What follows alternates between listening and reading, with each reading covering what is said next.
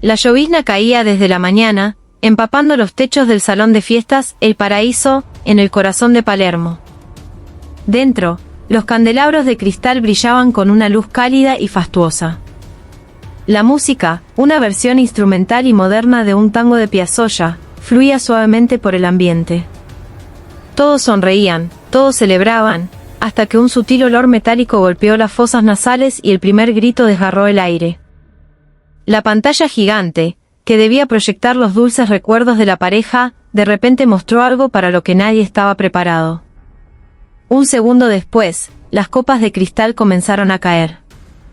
Las sillas de los invitados se arrastraron con estrépito, la gente se agolpaba en las salidas como si huyera de una tormenta invisible. Sobre el escenario, el novio permanecía de pie, rígido como una estatua. Su mirada era oscura, un pozo sin fondo. Su mano aferraba el cuello de una botella de vino rota, los bordes dentados brillando bajo las luces. La novia se giró, sus labios temblaban al pronunciar el nombre de su futuro esposo, Mateo. Pero su voz fue tragada por el pánico colectivo. Cuando la música se detuvo por completo, el mundo pareció contener la respiración, solo para estallar en un coro de alaridos. Fue en esa tarde de sábado que el amor fue ahogado por la vergüenza, la venganza y una decisión mortal que nadie podría olvidar jamás. Esa tarde, el cielo de Buenos Aires colgaba nubes grises como un paño húmedo y pesado. La avenida del Libertador, usualmente un torbellino de tráfico y bocinazos, brillaba bajo la persistente llovizna. Frente al salón El Paraíso, una hilera de autos de alta gama, desde Audis negros hasta Mercedes-Benz, se alineaba prolijamente en el ballet parking. Los paraguas se abrían y cerraban en un ballet descoordinado, y el perfume de los lirios y las rosas blancas se mezclaba con el aroma intenso del café que se servía en un pequeño stand en el vestíbulo. Todo indicaba una sola cosa, un evento de gran importancia. Una de esas bodas donde dos familias influyentes de la ciudad unían no solo a sus hijos, sino también sus legados y apellidos. Dentro, telas blancas y sedosas caían en cascada desde el techo. Arreglos de orquídeas y rosas trepaban por las paredes, creando un jardín interior. El escenario principal, con su altar improvisado, era una obra de arte floral. Las sillas doradas tipo Tiffany relucían. Una alfombra roja, impecable, dividía el salón, guiando el camino hacia el futuro. Detrás del escenario, una pantalla LED gigante proyectaba un bucle de fotos de la sesión preboda de Mateo Vargas y Sofía Navarro. Sus sonrisas en Mar del Plata, con el viento salado alborotándoles el pelo, sus miradas cómplices en un café de San Telmo, sus manos entrelazadas paseando por los bosques de Palermo. Los primos más jóvenes se amontonaban para sacarse selfies. Los tíos, empresarios y abogados, discutían en voz baja sobre la fluctuación del dólar blue y el último partido de River. Las madres y tías retocaban sus peinados, ajustando los chales sobre sus vestidos de diseñador, quejándose del frizz que provocaba la humedad. La música, una fusión de tango electrónico y chill out, era elegante y discreta, perfecta para calmar los ánimos de los invitados, la mayoría de los cuales ya habían pasado la barrera de los 50. Mateo, el novio, vestía un impecable traje gris perla de un diseñador italiano. Su rostro era atractivo, pero pálido, como el de alguien que no había dormido en toda la noche. Estaba de pie junto a Sofía, quien lucía deslumbrante en un vestido blanco de encaje con la espalda descubierta. Acababan de terminar la larga sesión de saludos, besos en la mejilla y abrazos. Varios invitados comentaban la elegancia de la fiesta, no era ostentosa, pero cada detalle gritaba lujo de una manera contenida y de buen gusto. Un maestro de ceremonias, un hombre de mediana edad con una voz cálida y profesional, levantó el micrófono e invitó a los presentes a prepararse para ver un vídeo conmemorativo, un viaje a través de la historia de amor de la pareja. Debería haber sido el momento más seguro y emotivo de la celebración. Nadie sospechó nada. Entonces, las luces del salón se atenuaron y la música bajó de volumen. Un joven técnico llamado Hernán, de pie junto a la consola de control, asintió a otro miembro del equipo y miró su reloj. La noche anterior había recibido una llamada de un número desconocido. Una voz femenina le pidió que se asegurara de que vídeo sorpresa, funcionara sin problemas, y le explicó que un sobre con una atención, por su discreción estaría en la mesa de control. Él asumió que era una gentileza de la familia. No sabía que esa llamada era el prólogo de la catástrofe. Al primer segundo, la pantalla mostró un montaje de fotos de Mateo y Sofía en la costa. Risas bajo un cielo azul, compartiendo un helado de dulce de leche. Luego, una imagen de Mateo mirando a Sofía mientras ella se cubría el rostro, avergonzada por una broma de sus amigos. Se oyeron aplausos suaves. Algunas tías se secaron una lágrima furtiva. Las cámaras de los celulares de los invitados grababan la atmósfera cargada de emoción. Risas ahogadas, susurros cómplices, todo era perfectamente normal. Hasta que la siguiente imagen apareció sin previo aviso. Oscuridad. Una imagen temblorosa, el zumbido de un aire acondicionado de habitación. Un ángulo bajo, apuntando hacia una cama de hotel. Luego, la silueta de una mujer con un vestido sencillo entró en el cuadro, seguida por un hombre con una chaqueta de cuero. Unos segundos después, un ruido sordo provino de un rincón de la habitación. Los invitados fruncieron el ceño. Alguien murmuró, ¿qué es esto? Parte de la broma. La música se detuvo por completo. El operador, Hernán, presionó botones frenéticamente, pero el archivo seguía reproduciéndose. En el escenario, el rostro de Sofía se tensó de repente. Mateo se quedó petrificado. En las primeras filas, la gente comenzó a moverse incómoda en sus asientos. Un tío se levantó de golpe, cruzando los brazos sobre el pecho, con los ojos clavados en la pantalla. Dos abuelas bajaron la cabeza, conmocionadas. Los más jóvenes soltaron un grito ahogado y se taparon la boca. Hernán, en su rincón, sintió como si toda la sangre se le hubiera drenado del cuerpo. Las palmas de sus manos estaban empapadas en sudor. Intentó detener la reproducción, pero la consola no respondía, ya fuera por un retraso del sistema o porque el archivo se había bloqueado en la cola de reproducción. El tiempo, de repente, se ralentizó. Cada segundo se sentía como un minuto. Mateo dio un paso adelante, inconscientemente. Sofía le agarró la muñeca, susurrando su nombre, pero su voz se perdió en el creciente murmullo. Quería explicar algo, pero las palabras se le atoraron en la garganta. La mirada de los invitados cambió, pasando de cálida a cortante, de amigable a acusadora. En el otro extremo del salón, una prima lloraba en silencio, abrazada por su madre. Cerca del escenario, un enorme jarrón con rosas se tambaleó y cayó, sus pétalos esparciéndose como gotas de sangre sobre la alfombra roja. En la mesa de honor, el padre de Sofía se levantó a medias, dudando entre intervenir o volver a sentarse. Su esposa apretaba su cartera de mano con tanta fuerza que sus nudillos se pusieron blancos. Un vecino anciano le susurró a un mozo que cortara la electricidad, pero eso solo apagaría el aire acondicionado y sumiría todo en la oscuridad, empeorando el caos. El maestro de ceremonias se quedó sin palabras. Sostenía un micrófono que ahora era inútil.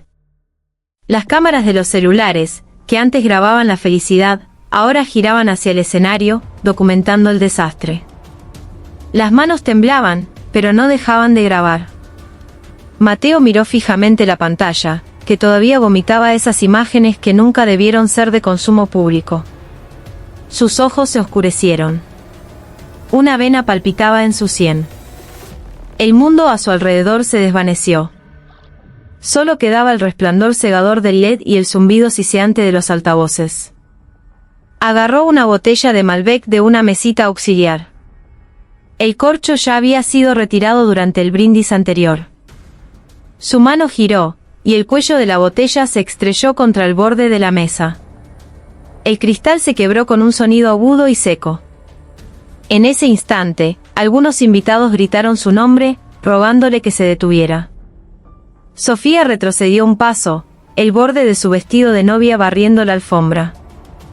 Su rostro era una máscara de pánico y confusión. Al segundo siguiente, el caos explotó.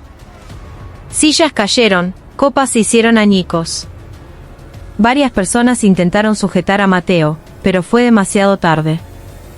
Se escuchó el sonido de un golpe sordo, seguido de un gemido ahogado, y luego un silencio fugaz y aterrador, antes de que decenas de gritos estallaran al unísono.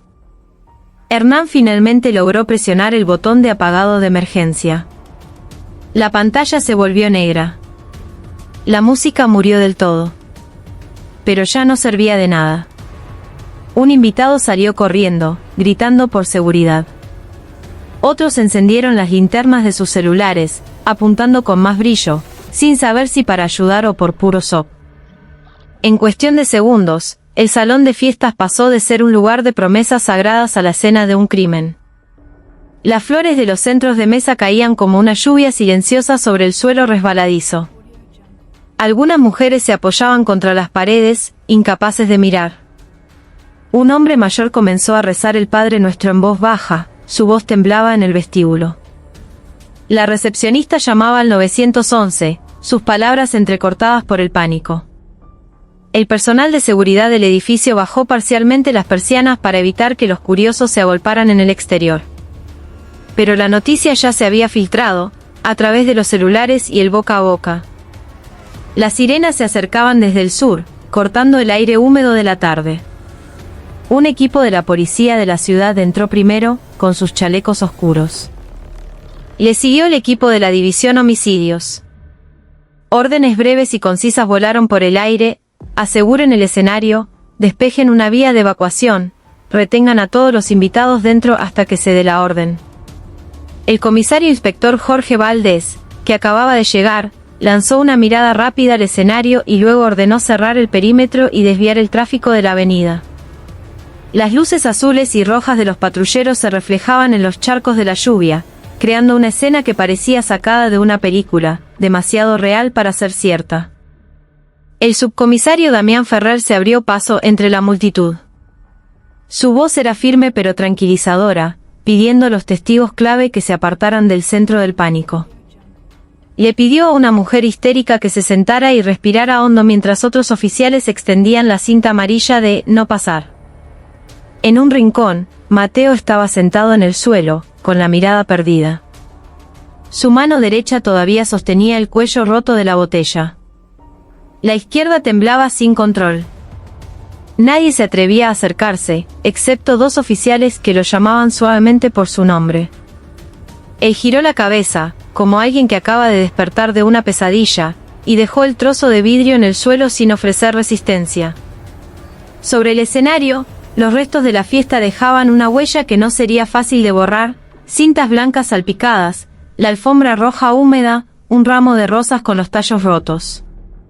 Sofía yacía en medio de ese círculo de atención que de repente se había vuelto silencioso.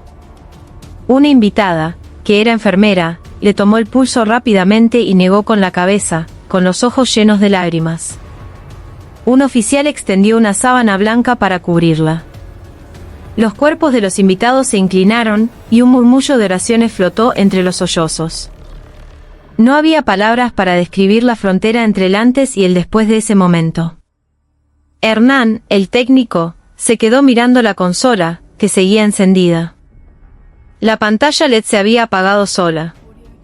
Fue entonces cuando se dio cuenta. En la ranura USB había un pequeño pendrive negro que no era suyo. Su corazón dio un vuelco.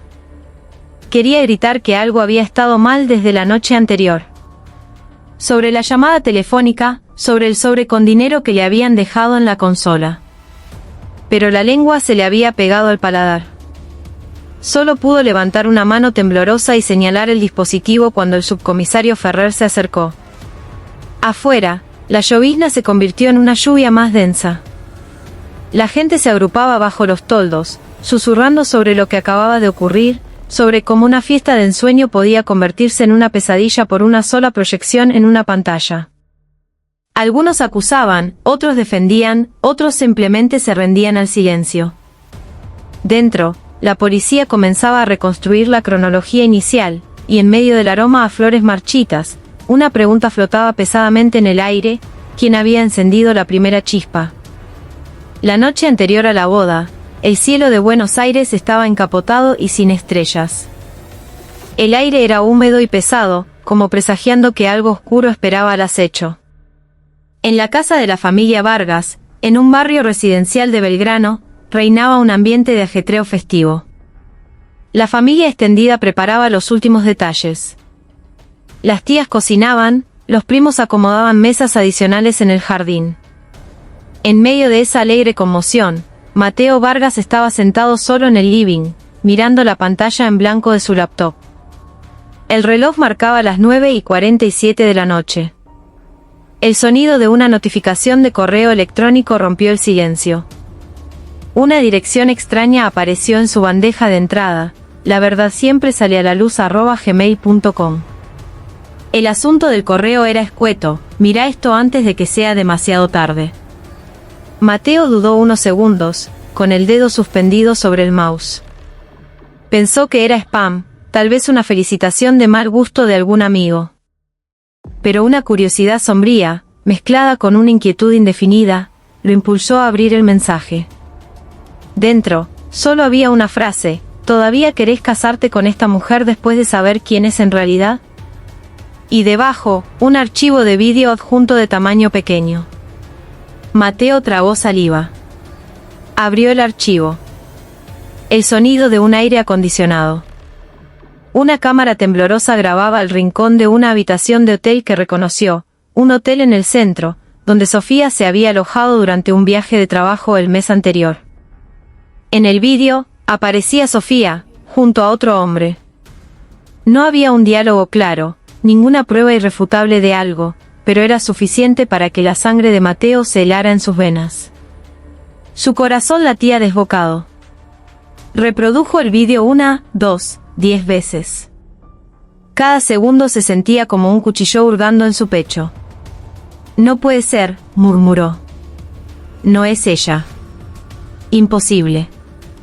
Pero el rostro en la pantalla era demasiado claro. Sus gestos, su voz, incluso la pequeña pulsera que Sofía siempre usaba. Todo era idéntico. Mateo se levantó, sin aliento. Caminó de un lado a otro de la habitación, pasándose las manos por el pelo, con los ojos enrojecidos. Afuera, los fuegos artificiales de un vecino estallaron, haciéndolo sobresaltar. Cerró la laptop. La abrió de nuevo. La cerró. Quería borrar el vídeo, pero sus dedos no obedecían. Minutos después, transfirió el archivo a un pequeño pendrive negro que encontró en el cajón de su escritorio. Quizás, en su mente, solo quería guardar la prueba para confrontar a Sofía más tarde. Pero el dolor y la humillación que hervían en su pecho se estaban transformando en una idea peligrosa.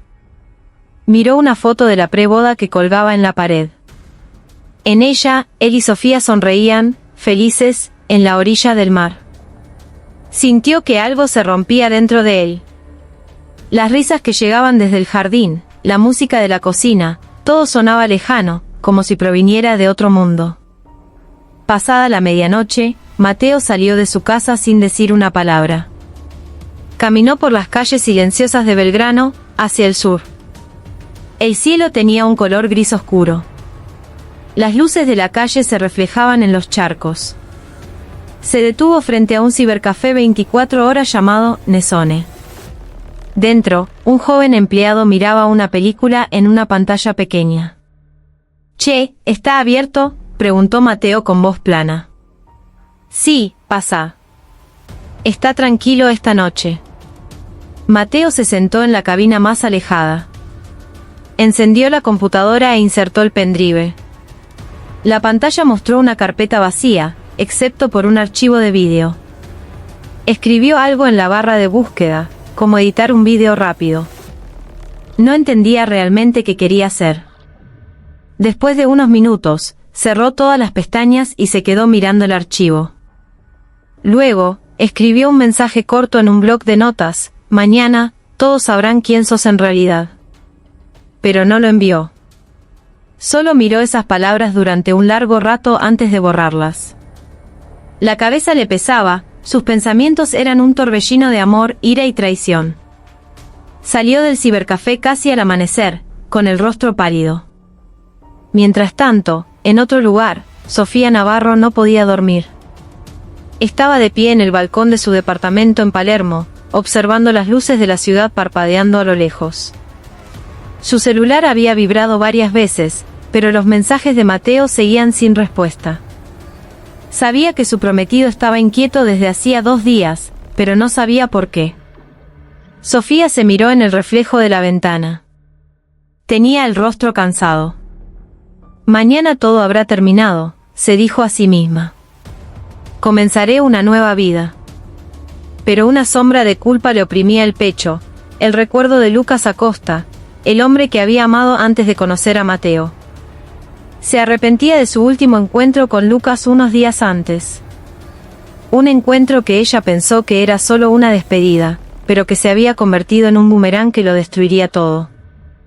Sofía no sabía que alguien los había seguido ese día. Valentina Rossi, una amiga de la facultad que solía ser cercana a Lucas, estaba sentada en su habitación en el barrio de Almagro, mirando la pantalla de su celular con los ojos hinchados. Frente a ella, su laptop abierta mostraba la carpeta de vídeo que acababa de transferir desde su teléfono. Sus manos temblaban. Sobre la mesa había una vieja foto de ella, Lucas y Sofía, 3 amigos riendo en el patio de la UBA. Una época en que el amor aún era inocente y no se había convertido en veneno. Valentina susurró en voz baja, «¿Lo elegiste a él, Lucas? Pero ella también te traicionó». Una lágrima cayó sobre el teclado. Abrió un nuevo correo electrónico, escribió una dirección falsa y adjuntó el archivo. Pero esa noche no envió nada. Solo miró el reloj, las 2:10 de la madrugada, y cerró la laptop, pensando que lo olvidaría todo. Pero la imagen de Sofía en ese vídeo la atormentaba. «Ella no merece ser feliz», murmuró. La mañana siguiente llegó con un cielo nublado. En la casa de Mateo, los familiares seguían llegando. Todos estaban ocupados, todos reían. Nadie sabía que en la habitación del segundo piso, el futuro novio estaba sentado solo al borde de la cama, sosteniendo un pequeño pendrive como si fuera un arma. Afuera, la voz de su madre lo llamó, «Mateo, ¿ya estás listo?» «El auto de los novios llegó, hijo». Mateo respondió en voz baja, «Sí, ya bajo». Se miró en el espejo. En su reflejo vio a un hombre completamente nuevo, frío, desconectado del mundo. Guardó el pendrive en el bolsillo interior de su saco, se puso de pie y salió de la habitación. Al otro lado de la ciudad, Valentina estaba de pie frente al mismo cibercafé, Nesone. Miró hacia adentro, asegurándose de que solo hubiera un cliente. Se sentó en una cabina cerca de la ventana, abrió su correo electrónico y esta vez, presionó el botón «Enviar». En 3 segundos, el archivo de vídeo que debería haber permanecido enterrado en el pasado voló hacia la dirección de Mateo Vargas. Una vez enviado, Valentina cerró la laptop, respiró hondo y susurró, «Ahora, que la justicia haga su trabajo». No sabía que la justicia que ella imaginaba se convertiría en muerte. Esa noche, la lluvia cayó lentamente, reflejando las luces de la calle en las veredas mojadas. Y detrás de cada gota, el tiempo parecía contar hacia atrás, hacia la tragedia del día siguiente, cuando el amor, el pecado y el arrepentimiento chocarían bajo el deslumbrante brillo de las luces de una fiesta. Las sirenas eran ensordecedoras. Las luces rojas y azules bailaban en las paredes de cristal del salón El Paraíso, reflejándose en los charcos de lluvia que aún no se habían secado. El aire de la tarde se sentía pesado, el olor a pólvora, sangre y flores se mezclaba en una combinación nauseabunda que oprimía el pecho de cualquiera que lo respirara. El equipo de la policía de la ciudad irrumpió en el lugar. «Todos atrás». «No toquen nada», resonó la voz de un oficial. Los invitados, todavía en shock, se agolpaban cerca de la salida.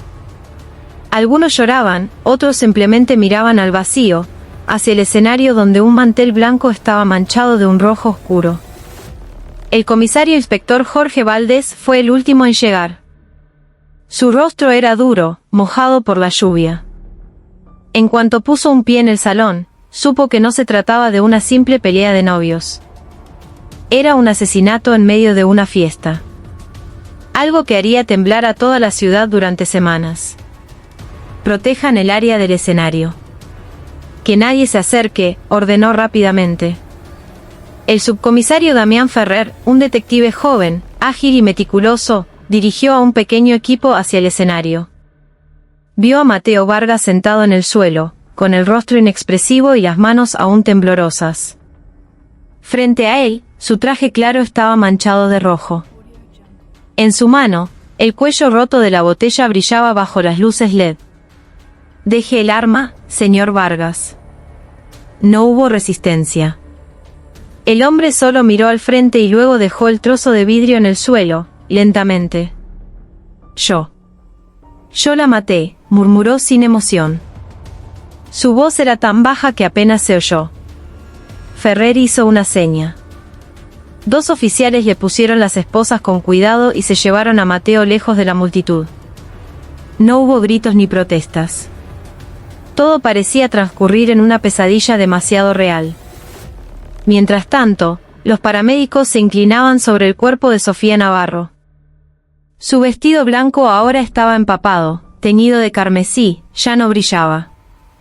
Un médico susurró brevemente: «No tiene pulso». Un oficial cubrió su cuerpo con una sábana blanca. Los invitados que la conocían, compañeros de trabajo, primos lejanos, rompieron a llorar histéricamente. El comisario Valdés cerró los ojos por un momento. Había manejado muchos casos, pero ver a 2 personas que debían jurarse amor eterno separadas por la muerte en su día más feliz era diferente. Respiró hondo y miró a Ferrer. «Asegura todo lo que pueda ser evidencia. Que no quede nada». Ferrer asintió, comenzando su rutina de investigación. Cada segundo en la escena del crimen era oro. Marcó la ubicación de los fragmentos de botella, tomó fotos de los ángulos de la habitación y anotó la posición del cuerpo. Cerca de la consola del operador, vio a Hernán, el técnico, pálido como un fantasma. «¿Vos manejaste el vídeo?», preguntó Ferrer, con un tono firme pero tranquilo. Hernán tragó saliva. «Sí, señor. Pero yo no sabía lo que contenía». «¿Quién me dio el archivo?». «Anoche me llamó alguien, dijo que era de la familia. Me pidió que probara el vídeo sorpresa. No sospeché nada. Incluso me dejaron un sobre con plata. Dijeron que no le dijera a nadie porque era una sorpresa para los novios». Ferrer enarcó una ceja. «¿Todavía tenés el número que te llamó?». Hernán asintió lentamente, mostrando el historial de llamadas. El número no tenía nombre, solo una serie de dígitos desconocidos. Ferrer fotografió la pantalla del celular y se lo entregó al equipo forense. Mientras tanto, otro oficial revisaba la computadora en la mesa del operador. «Señor. Hay un pendrive negro todavía conectado al puerto», exclamó un técnico. Ferrer se acercó. Se puso guantes de látex, sacó el pendrive con cuidado y lo examinó bajo la luz de una linterna. «Esto es evidencia clave», le dijo al personal de forense. El pendrive fue inmediatamente colocado en una bolsa de evidencia, etiquetado y sellado. El comisario Valdés llamó a Ferrer a un lado. «Por experiencia», dijo en voz baja, «casos como este rara vez son tan simples como parecen. Si ese era un vídeo privado, ¿quién pudo insertarlo en el sistema de proyección? No cualquiera puede hacerlo». Ferrer asintió. «También sospecho. Quizás el archivo fue entregado al técnico sin que él supiera su contenido. Voy a rastrear los registros de la computadora». Mientras el equipo forense comenzaba a trabajar, el exterior se volvía cada vez más caótico. Decenas de curiosos y periodistas se agolpaban en la vereda, grabando desde lejos. La policía tuvo que extender el cordón amarillo alrededor del edificio y cerrar todos los accesos. A lo lejos, el llamado a la oración de una mezquita cercana se mezcló con el susurro de la lluvia que volvía a caer suavemente. Adentro, Mateo fue llevado a una habitación separada para un interrogatorio preliminar. Ferrer entró unos minutos después. El hombre estaba cabizbajo, con el pelo revuelto y las manos esposadas al frente. Sobre la mesa, un vaso de agua mineral permanecía intacto. Mateo, necesitamos saber qué pasó exactamente. ¿Podés ayudarnos? Mateo levantó la vista, con los ojos vacíos, y luego asintió lentamente. Yo. Solo quería que todos supieran quién era ella. No quise matarla. ¿Quién te envió el vídeo? No lo sé. Un mail de un desconocido. Me lo envió anoche. ¿Todavía está en tu laptop? Mateo asintió de nuevo. ¿Y vos lo copiaste a ese pendrive para ponerlo en la fiesta? Sí. Pensé que solo era para humillarla, no para. Su frase quedó inconclusa. Sus ojos se enrojecieron, su voz se quebró. Perdí el control. Todo se volvió negro. Ferrer lo observó durante un largo rato, luego tomó una breve nota en su libreta. En su interior, sabía que había algo más grande que simples celos. Un correo anónimo, un pendrive misterioso, una llamada falsa al técnico. Todo parecía demasiado orquestado para ser una coincidencia. En otra sala, el comisario Valdés mantenía una reunión rápida con sus oficiales. Primer paso: aseguren todas las grabaciones de las cámaras de seguridad del salón, especialmente de la sala del operador y la puerta trasera. Segundo, coordinen con la división de cibercrimen para analizar el archivo del pendrive, quién lo envió, cuándo se creó, si hay metadatos que podamos extraer. Entendido, comisario, respondió un joven oficial. Y tercero, continuó Valdés, tomen declaración de todos los testigos de las primeras filas, desde la familia de los novios hasta el personal del evento. Nadie se va a casa todavía. Ferrer salió de la habitación y volvió al escenario. Los invitados restantes habían sido dirigidos a un área de espera. A algunos se les ofreció agua y mantas. Entre ellos, una mujer de mediana edad lloraba mientras decía: «Yo lo vi en la pantalla, señor. Pero estoy segura de que no era Sofía. Esa chica era buena. Ella no haría algo así». Ferrer la calmó y anotó su nombre: señora Estela, tía de Sofía. Cuando la situación comenzó a calmarse, un oficial de forense llamó a Ferrer. «Subcomisario, encontramos algo debajo de la mesa del operador». Levantó una pequeña bolsa de plástico que contenía un sobre blanco húmedo. Dentro, varios billetes de 1000 pesos doblados. Este debe ser el sobre que mencionó el técnico. Ferrer asintió. Guárdenlo. Analizaremos las huellas dactilares. Al caer la tarde, la lluvia cesó, pero el cielo permaneció gris. Todas las pruebas habían sido recolectadas: los fragmentos de botella, el pendrive negro, el sobre, la laptop de Mateo y las grabaciones de las cámaras. Una ambulancia llevó el cuerpo de Sofía a la morgue judicial para la autopsia, mientras que Mateo fue trasladado a la comisaría para un interrogatorio formal. Cuando todos los vehículos se retiraron del área, el comisario Valdés se quedó de pie bajo un toldo, contemplando el imponente edificio que ahora estaba silencioso y frío. El candelabro del salón aún se balanceaba ligeramente por la vibración de la puerta al cerrarse. En el suelo, los pétalos de las flores estaban pegados a un charco de sangre casi seco. Una imagen que permanecería en su mente durante mucho tiempo. Ferrer dijo en voz baja: ¿Sabes qué es lo más peligroso en el amor? Ferrer miró a su superior. ¿Qué, comisario? No es la mentira. Es la verdad revelada en el momento equivocado. Ferrer no respondió. Solo miró la calle mojada frente a ellos, escuchando el lejano sonido de la radio policial llamando a la unidad 21. Preparen el informe inicial. Se requiere la identificación del origen del pendrive y del correo electrónico del remitente. Todo acababa de empezar.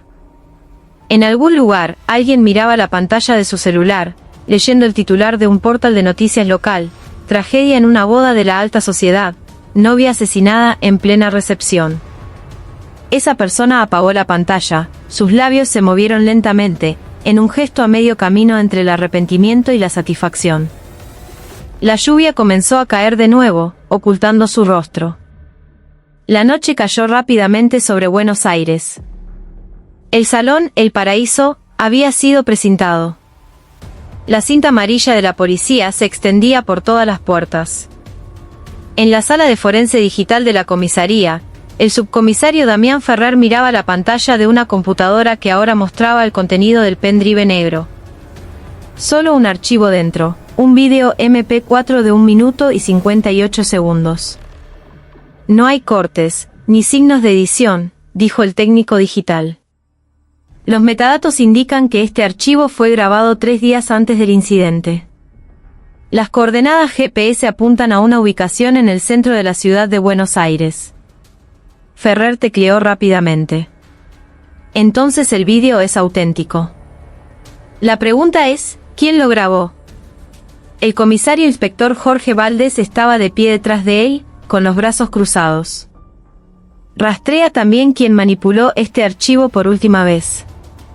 Tenemos que saber quién envió ese correo electrónico. Ya lo hemos rastreado, comisario, respondió un miembro del equipo de cibercrimen. El correo fue enviado desde una cuenta de Gmail anónima, creada solo 4 horas antes de ser enviada. La dirección IP de origen es de un cibercafé, Nesone, en la avenida Cabildo. Valdés frunció el ceño. El mismo cibercafé al que Mateo fue la noche anterior. Correcto, señor. Pero en un horario diferente. El remitente lo envió alrededor de las 9:47 de la noche. Ferrer revisó la grabación de la cámara de seguridad del cibercafé que habían obtenido esa misma tarde. En el vídeo, una mujer con una gorra y una campera beige entraba sola, elegía una computadora en un rincón, se sentaba durante solo 15 minutos y luego se iba. No mostraba su rostro claramente, ya que un barbijo cubría casi toda su cara. «Es una mujer», murmuró Ferrer. «De contextura delgada, estatura aproximada de 1,6 metros». Valdés la observó en silencio. «Averigüemos quién es. Consigan todas las grabaciones de las cámaras exteriores del cibercafé. Quizás se vea la patente de algún vehículo». Mientras tanto, en la sala de interrogatorios, Mateo seguía en silencio. Cada vez que Ferrer entraba, él solo repetía una frase: «Recibí ese correo la noche antes de la boda». No recordaba la dirección del remitente, no sabía quién estaba detrás. Ferrer miraba esos ojos vacíos, sintiendo que allí todavía había una mezcla de confusión y odio hacia sí mismo. A la mañana siguiente, llegaron los resultados de la autopsia de Sofía Navarro, una herida en la sien izquierda causada por un golpe con un objeto contundente, compatible con el cuello de botella encontrado. No había signos de defensa. Probablemente ni siquiera tuvo tiempo de gritar. Ferrer cerró el informe. Sentía un peso en el pecho. A las 9 de la mañana, el equipo de la policía científica trajo nuevas noticias. En la superficie del pendrive se encontraron huellas dactilares finas pertenecientes a Mateo y otra huella parcial no identificada. Claramente no es del técnico, Hernán. Esta huella es pequeña, probablemente de una mujer, afirmó el oficial del laboratorio. La mujer del cibercafé, murmuró Ferrer. Todas las piezas comenzaban a encajar. Por la tarde, Ferrer y 2 miembros de su equipo volvieron al Nesone. El dueño, un hombre mayor, les mostró el registro digital y las cámaras del estacionamiento. Se grabó una moto scooter de color rojo deteniéndose exactamente a las 9:45 de la noche. La patente era visible, AB341XZ. Ferrer envió inmediatamente los datos al registro de vehículos. En cuestión de minutos, llegó el resultado. El vehículo pertenecía a Valentina Rossi, de 27 años, con domicilio en Almagro. Ese nombre también aparecía en la lista de invitados a la boda de Sofía. En la parte inferior, una nota: Valentina Rossi, amiga de la facultad. Valdés observó el informe durante un largo rato. Amiga de la facultad de la víctima. Interesante. Ferrer añadió, y también cursó en la misma carrera que Lucas Acosta, el hombre del vídeo. Un breve silencio llenó la sala. Valdés miró a Ferrer. «Trae a Lucas Acosta aquí». Esta noche veremos qué relación tiene con Valentina. Esa noche, Lucas Acosta llegó a la comisaría con el rostro cansado. No se resistió, de hecho, dijo en voz baja, sabía que me llamarían. Frente a los investigadores, Lucas explicó todo, su encuentro con Sofía 3 días antes de la boda, su sentimiento de culpa, y que recordaba haber visto a una mujer sentada en una mesa detrás de ellos en el café donde se encontraron. Creo que nos reconoció, dijo. No dejaba de mirarnos. Ferrer preguntó rápidamente, ¿sabes quién era? Lucas dudó un momento. Si no me equivoco, era Valentina, una amiga nuestra de la facultad. Solía ser muy cercana a mí, pero después de que empecé a salir con Sofía, nuestra relación se enfrió. Ferrer cerró la carpeta lentamente. Todas las piezas ahora apuntaban a un solo nombre. Miró la foto de la cámara de seguridad, la mujer con la gorra en el cibercafé, y susurró, Valentina Rossi, ¿qué hiciste exactamente esa noche? Una lluvia fina caía fuera de la comisaría. En la pantalla de la computadora, el cursor parpadeaba junto al nombre de Valentina Rossi. Primera sospechosa potencial. Una historia de celos y venganza acababa de empezar a desvelarse, y los investigadores sabían que detrás de la tragedia en el salón de fiestas, todavía había alguien que no había enfrentado la justicia. La tarde caía sobre Buenos Aires, pesada y húmeda. 2 patrulleros sin identificación se detuvieron frente a un modesto edificio de departamentos en Almagro. Del primer auto bajó el subcomisario Damián Ferrer con 2 agentes. Llamaron a la puerta, suave pero firmemente. Valentina Rossi. La puerta se abrió lentamente. Una mujer joven, con el rostro pálido, apareció en el umbral. Llevaba el pelo recogido de cualquier manera, sus ojos estaban hinchados y sus manos temblorosas sostenían una taza de café. Sí, soy yo, respondió en un hilo de voz. Somos de la policía de la ciudad. Le pedimos que nos acompañe a la comisaría para prestar declaración sobre el caso del salón El Paraíso. Valentina no se opuso. Dejó la taza, tomó una campera y asintió lentamente. Durante el viaje, solo miró por la ventanilla. El reflejo de los árboles pasando a toda velocidad se proyectaba en sus ojos vacíos. En la sala de interrogatorios, el ambiente era tenso. La grabadora de voz comenzó a girar. Ferrer se sentó al otro lado de la mesa y abrió una carpeta que contenía fotos del pendrive negro, capturas de la cámara de seguridad del cibercafé y la imagen de la moto roja con la patente AB341XZ. Valentina, tenemos pruebas suficientes de que usted envió un correo electrónico con un vídeo a Mateo Vargas la noche antes de la boda, dijo Ferrer con un tono neutro. Valentina miró las fotos durante un largo rato. Sus labios temblaban. Yo no maté a nadie, dijo. Lo sabemos, respondió Ferrer. Pero el correo que usted envió desencadenó la muerte de una persona. Queremos saber por qué lo hizo. Valentina respiró hondo, sus manos entrelazadas con fuerza en su regazo. No soportaba verlos felices, susurró, casi inaudiblemente. Yo amaba a Lucas desde la facultad. Pero él eligió a Sofía. Ferrer la observó sin decir nada. Valentina continuó con la voz quebrada, éramos los 3 muy amigos. Pensé que después de que rompieran, todo terminaría. Pero cuando supe que Sofía se iba a casar con otro hombre, sentí rabia. No contra ella, sino contra el destino. Las lágrimas comenzaron a caer. Luego los vi juntos de nuevo en ese café. Yo estaba sentada en una mesa detrás, observando. No sé por qué la seguí hasta el hotel. Solo quería una prueba de que Sofía no era tan perfecta como todos pensaban. De que ella también era humana y podía cometer errores. Y entonces la grabaste, completó Ferrer. Valentina asintió lentamente, con la cabeza gacha. Guardé el vídeo durante 3 días. Pensé que no haría nada con él. Pero esa noche vi sus fotos de preboda en las redes sociales, llenas de comentarios como, la pareja perfecta. Sentí náuseas. Envié el vídeo. Pensé Que la verdad hable por sí misma. La verdad que enviaste mató a alguien, replicó Ferrer con dureza. Valentina se cubrió el rostro con las manos, sollozando. No sabía que Mateo la mataría. Pensé que solo cancelaría la boda. No. No esto.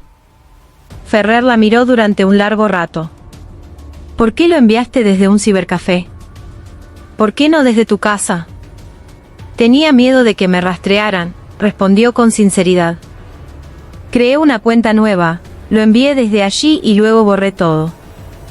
Pensé que estaba a salvo, pero parece que no. Esbozó una sonrisa amarga entre lágrimas. La puerta de la sala se abrió.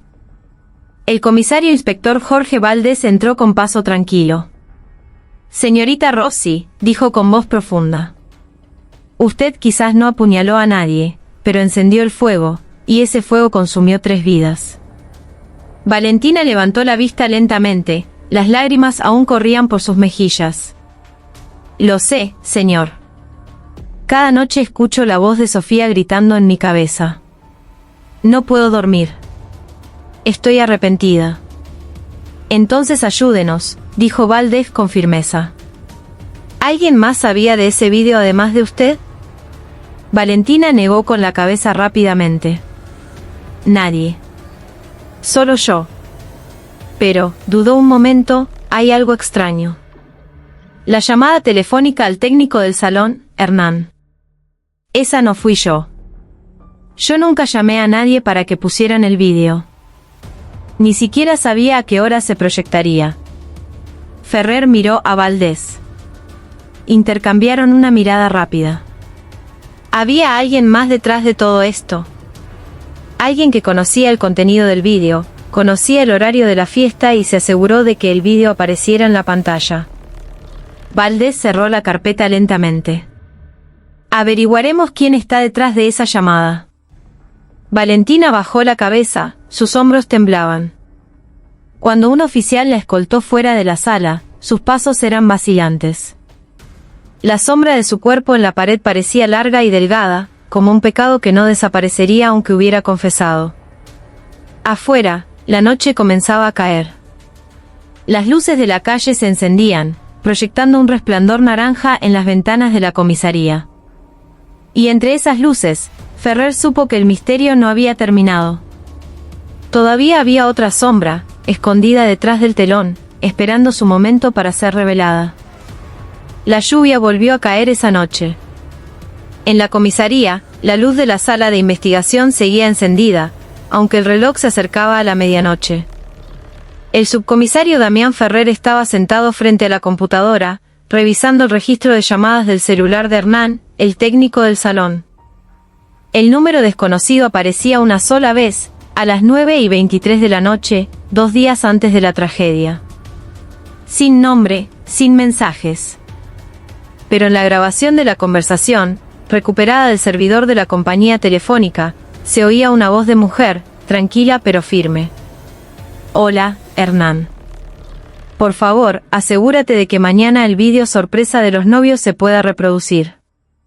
Ya lo envié a través de alguien del comité organizador.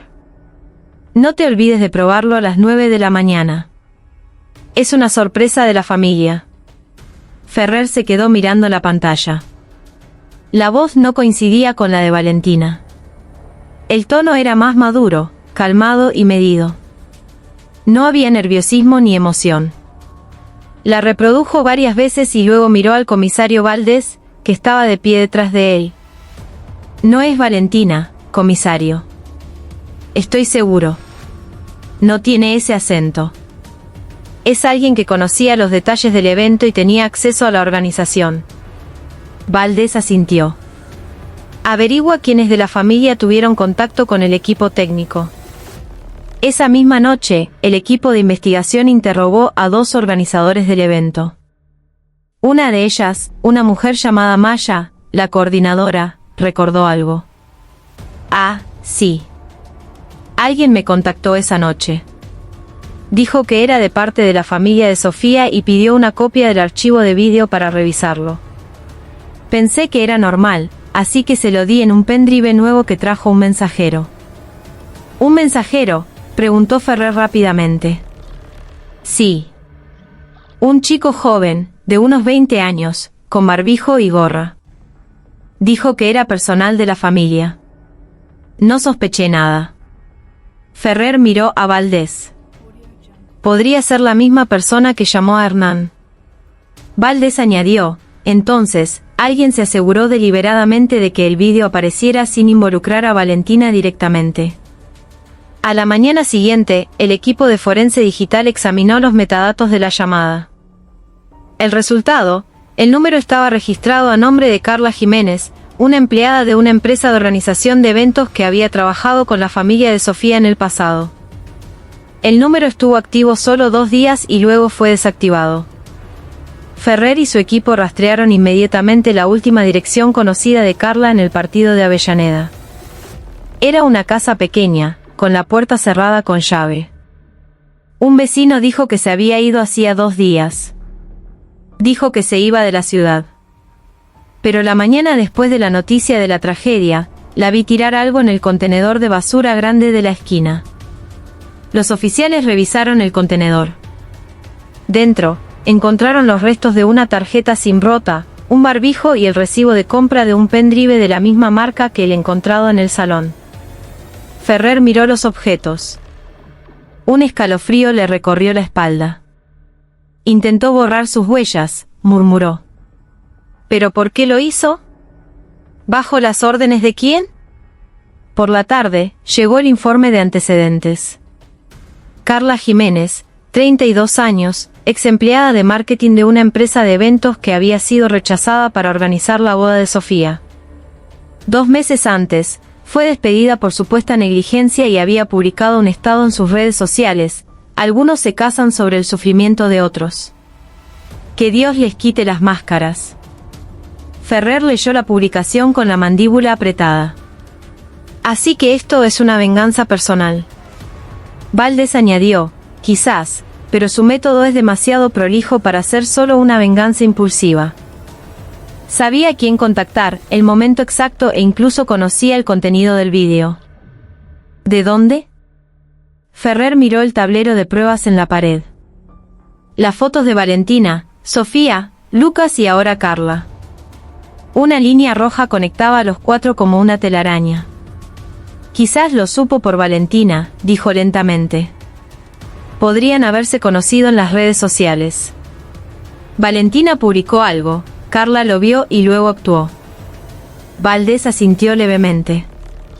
Entonces, busquemos a Carla. Envíen una alerta a todos los puertos y terminales. Que no salga de la ciudad. Esa noche, en una pequeña terminal de ómnibus en Liniers, una mujer con gorra y campera beige estaba sentada en un banco de espera. En su mano izquierda sostenía una pequeña valija. En la derecha, un celular con la pantalla encendida. En la pantalla, un mensaje sin enviar, ya está hecho. Se destruirán entre ellos, como querías. La mujer miró el mensaje durante un largo rato y luego presionó eliminar. El ómnibus con destino a Córdoba se detuvo frente a ella. Se puso de pie y subió sin mirar atrás. En la comisaría, Ferrer recibió la noticia de un oficial en la terminal. Puede que acabemos de perder el objetivo. Apretó el puño. No. No puede haber ido lejos. Y en la noche oscura, envuelta en llovizna, una cosa se hizo cada vez más clara para el equipo de investigación. La tragedia del Salón El Paraíso no fue simplemente el resultado de los celos ciegos, sino un juego retorcido, orquestado por alguien que entendía perfectamente cómo encender el fuego en el corazón humano. La noche de Buenos Aires todavía estaba húmeda cuando las sirenas de un patrullero rompieron el silencio de la autopista hacia el oeste. El subcomisario Damián Ferrer estaba en el asiento del copiloto, con los ojos fijos en el último informe que había llegado por radio. Objetivo, mujer con gorra beige, vista en la terminal de Liniers, posible destino Córdoba. Rápido, que no se escape, ordenó. El coche giró bruscamente, pasando un semáforo en rojo y salpicando agua. Mientras tanto, dentro de un ómnibus de larga distancia que salía de la ciudad, Carla Jiménez estaba sentada en el último asiento. Su rostro estaba oculto tras un barbijo y una gorra calada hasta los ojos. Aferraba un celular con la pantalla rota. En su interior, solo quedaba un borrador de mensajes sin enviar, todo terminado. El ómnibus aceleraba, pero Carla sabía que no había escapatoria lo suficientemente lejos. En su mente, resonaban las voces del pasado, las palabras ásperas de su jefe al despedirla, la oferta de trabajo que le robaron, y la noticia de la boda de Sofía, que fue la gota que colmó el vaso de su resentimiento. En la central de policía, el comisario Valdés recibió una llamada. Unidad 2 informa. Encontramos un boleto de ómnibus a nombre de Carla Jiménez en una agencia cerca de la terminal. Comprado a las 9 de la noche. Continúen la persecución. Ferrer lidera la operación, respondió brevemente. Aproximadamente una hora después, el ómnibus se detuvo en un parador para una inspección de rutina. Un oficial vestido de civil subió, mostrando una foto. Disculpen, ¿hay algún pasajero con estas características? El conductor miró por el retrovisor. Sus ojos se encontraron con los de una mujer en la esquina. En cuanto sus miradas se cruzaron, Carla se levantó de un salto y corrió hacia la puerta trasera. «Deténgase», gritó el oficial. Pero Carla saltó, cayendo sobre unos arbustos mojados al costado de la ruta y corriendo hacia un campo oscuro. La lluvia comenzó a caer con más fuerza, envolviendo la noche en un estruendo. Ferrer llegó justo cuando la noticia llegó a la radio. «La perseguiremos por el camino de tierra del norte». Bajó del auto y corrió por el barro resbaladizo con 2 agentes. Las linternas cortaban la oscuridad, iluminando las huellas de zapatos en el lodo. Minutos después, vieron un destello de luz más adelante. Carla se había detenido al borde de un pequeño arroyo. El agua corría con fuerza debido a la lluvia. Su respiración era agitada, sus ojos buscaban desesperadamente una salida. Ferrer se acercó lentamente. «Carla, no tienes a dónde huir. Entrégate». Carla se giró. Su rostro estaba pálido, pero su mirada estaba llena de rabia. «Usted no sabe lo que me hicieron, oficial». «Sé lo suficiente». «Pero hiciste que 3 personas se destrozaran por tu venganza», replicó Ferrer. «¿Venganza?», Carla se rió amargamente. «Solo quería que supieran lo que se siente ser humillada, desechada como basura. Sofía me robó un cliente importante. Valentina me envió ese vídeo. Yo solo lo canalicé hacia la persona que merecía saberlo. Y eso causó una muerte». La voz de Ferrer se elevó por encima del sonido de la lluvia. Carla miró el agua turbulenta del arroyo. «Esa muerte no es mi responsabilidad. Todos ellos empezaron esto». Un relámpago iluminó el cielo. Ferrer se acercó lentamente, pero Carla retrocedió un paso. Su talón resbaló en el borde de tierra fangosa. En un instante, su cuerpo perdió el equilibrio y cayó al arroyo caudaloso.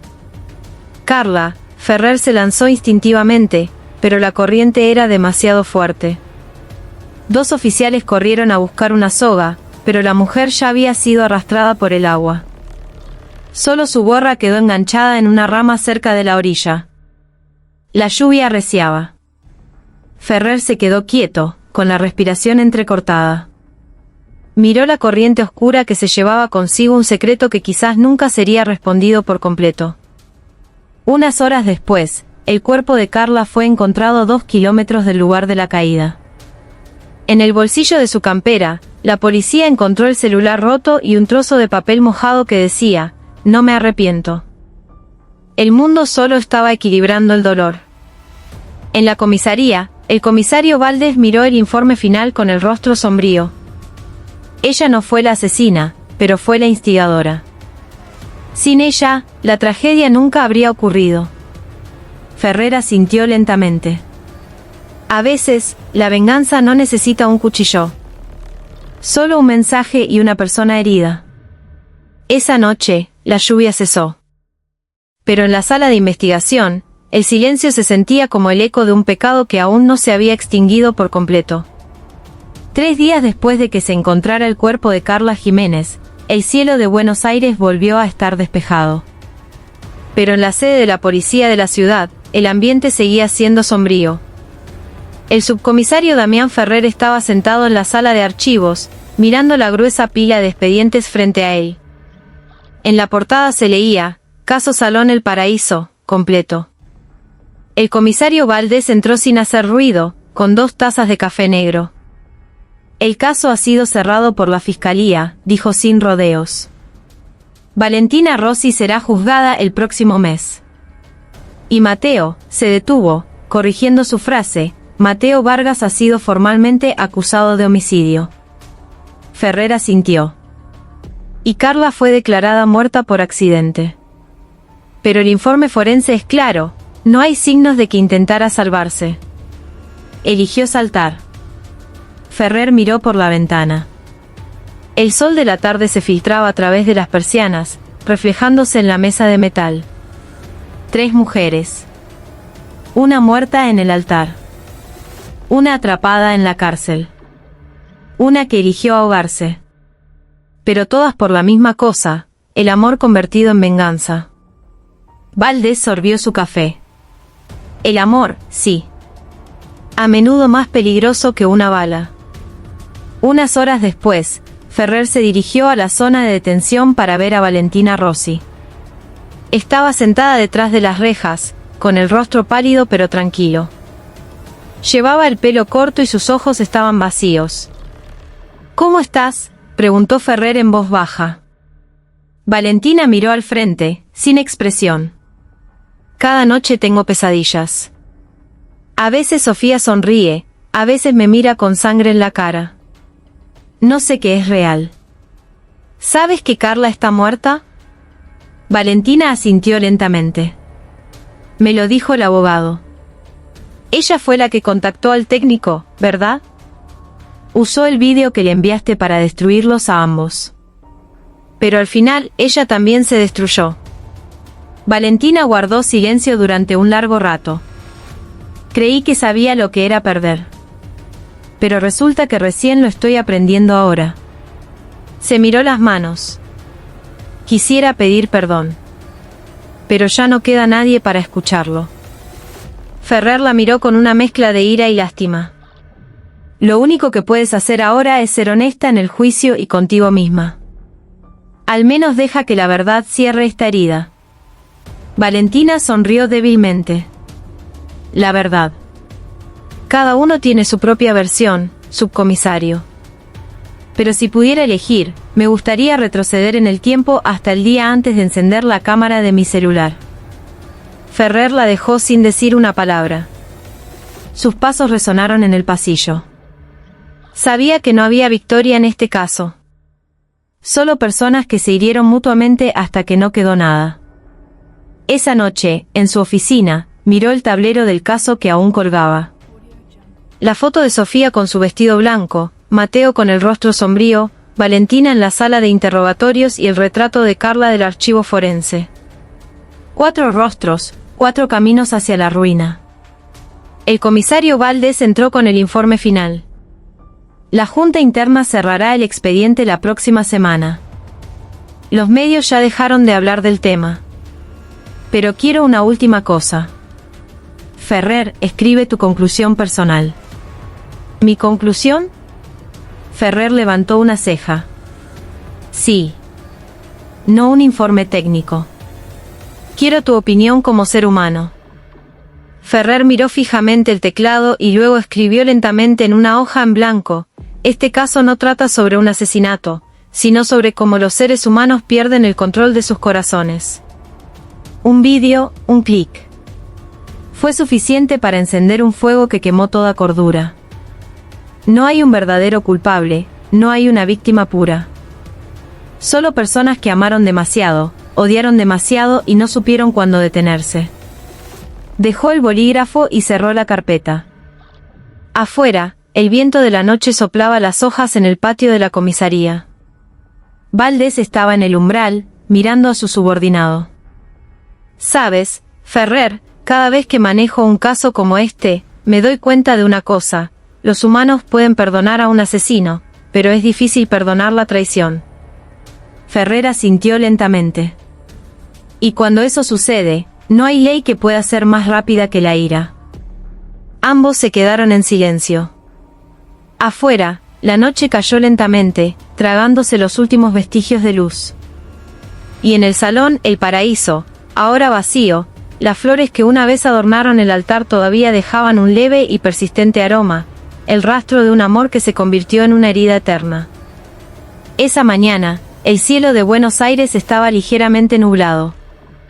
Frente al Palacio de Tribunales, decenas de periodistas y curiosos se congregaban, esperando el primer día del juicio del caso, El Paraíso, que había conmocionado a toda la ciudad.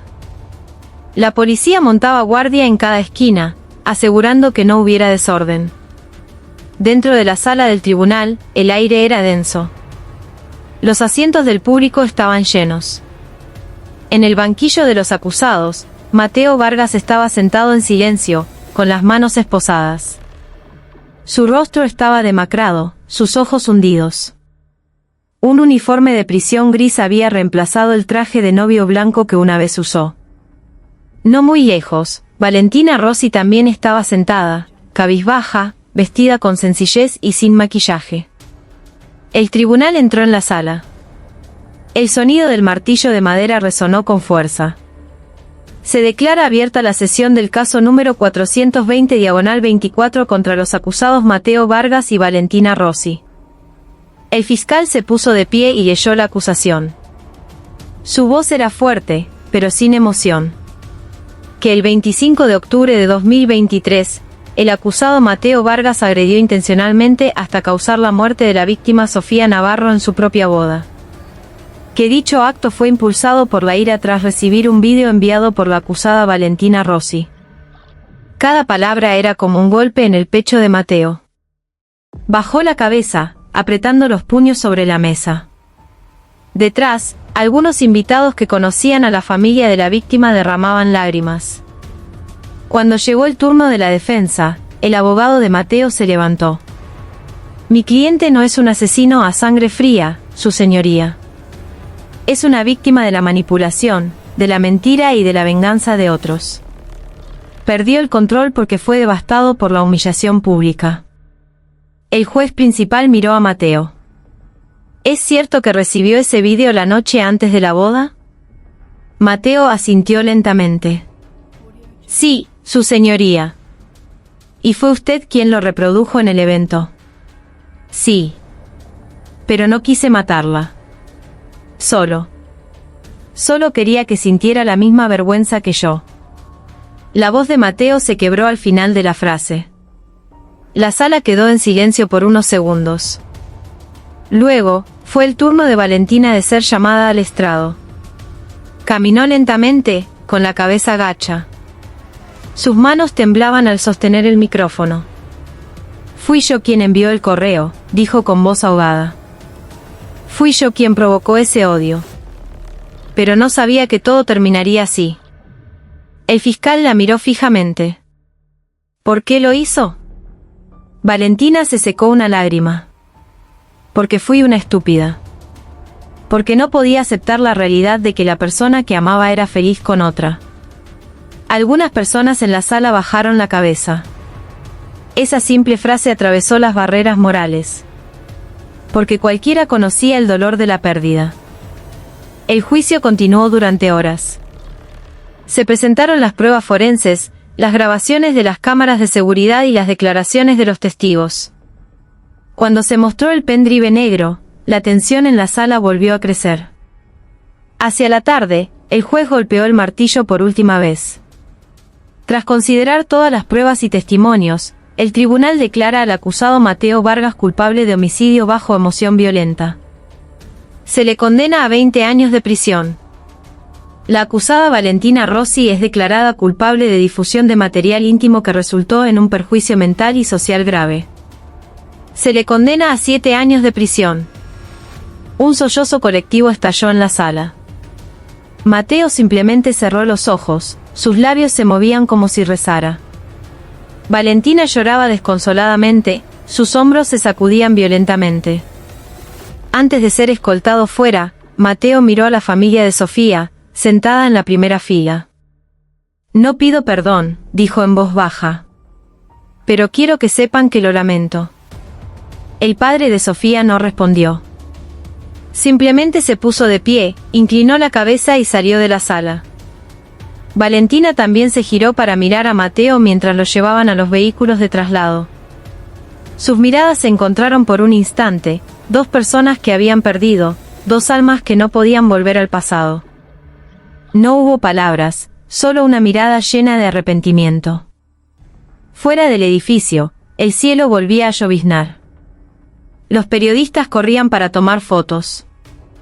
Los flashes de las cámaras brillaban. Pero para Ferrer, que estaba de pie en la escalinata del tribunal, todo parecía silencioso. Miró al cielo y murmuró: la ley puede cerrar un caso, pero no puede cerrar las heridas. Y entre el sonido de la lluvia cayendo sobre el techo de los vehículos de traslado, las dos personas que una vez desataron la tormenta fueron llevadas, dejando atrás un mundo que ya no tenía lugar para su amor. 3 meses después del juicio final, el caso del Salón El Paraíso fue oficialmente archivado. Ya no había noticias en la televisión, ni discusiones en los cafés o en las redes sociales.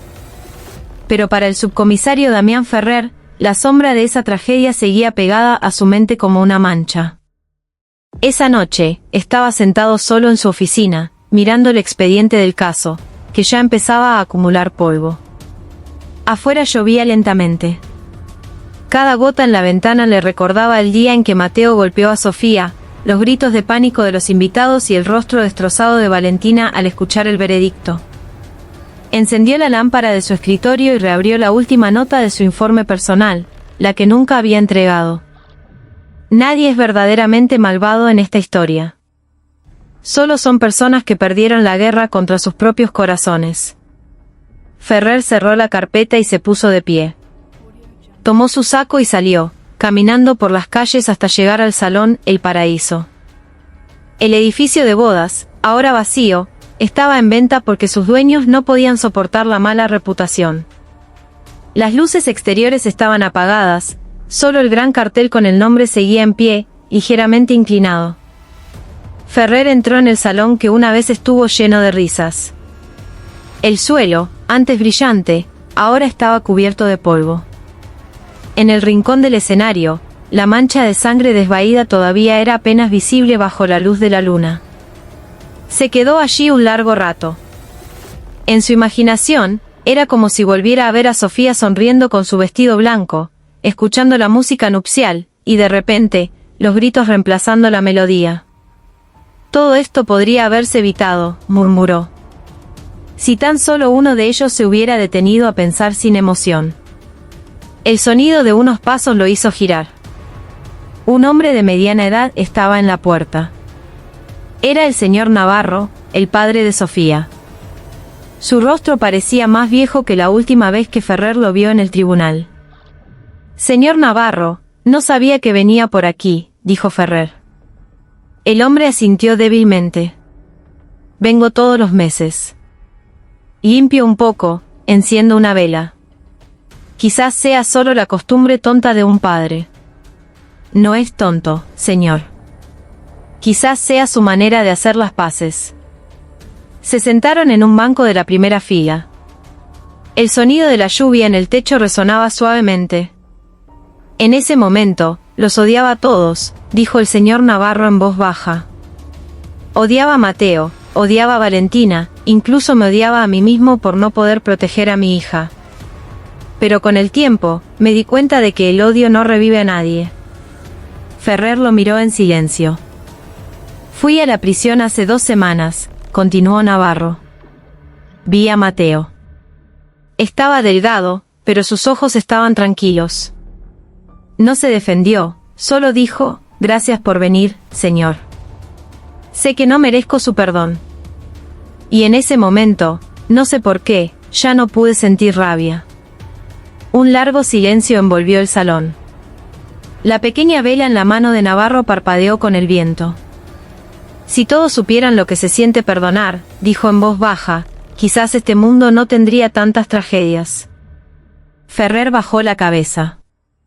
Perdonar es lo más difícil, señor. Pero también es la única forma de poder seguir viviendo. Cuando el señor Navarro se fue, Ferrer se quedó sentado solo en el salón oscuro. Miró hacia el techo alto, donde una vez colgó el candelabro de cristal. Ahora solo quedaba una estructura de metal polvorienta. Sacó su celular y abrió las viejas fotos de evidencia. En la pantalla, una imagen de Sofía con su vestido blanco y Mateo sonriendo a su lado. La miró durante un largo rato y luego la borró de su galería. Suficiente, susurró. Es hora de dejar de recordar. Ferrer salió al patio. El aire de la noche era frío pero reconfortante. Vio una planta de jazmín creciendo cerca de la escalera, probablemente una sobreviviente de la decoración original. Cortó una flor y la sostuvo en su mano. A lo lejos, la ciudad de Buenos Aires brillaba en silencio, como si nunca hubiera sido testigo de la sangre y las lágrimas derramadas en este lugar. Ferrer miró al cielo y cerró los ojos. No hay una verdad absoluta, murmuró. Solo la elección de dejar de odiar o seguir ardiendo en la venganza. Se alejó del edificio lentamente, dejando que el sonido de la lluvia se desvaneciera a sus espaldas. El caso del Salón El Paraíso había terminado, pero su lección seguiría viva, que el amor puede salvar, pero también puede destruir si los humanos olvidan cómo controlarlo.